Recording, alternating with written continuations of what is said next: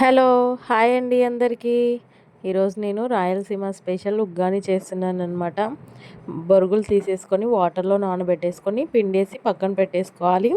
పోపుల పొడి కోసం అనేసి కొంచెం పప్పులు తీసేసుకొని మిక్సీ పట్టేసుకొని పక్కన పెట్టేసుకోవాలనమాట.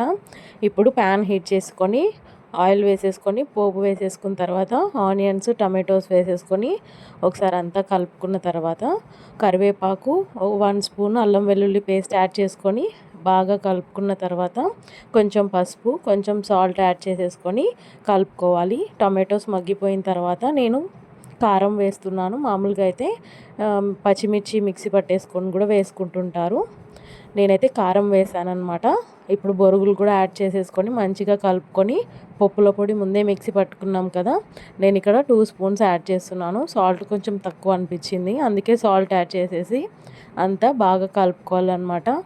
ఇప్పుడు నేను దీన్ని స్టవ్ మీద పెట్టేసుకొని కొంచెం హీట్ చేసుకుంటున్నాను. తింటామన్నప్పుడు హీట్ చేసుకోండి, బాగుంటుంది.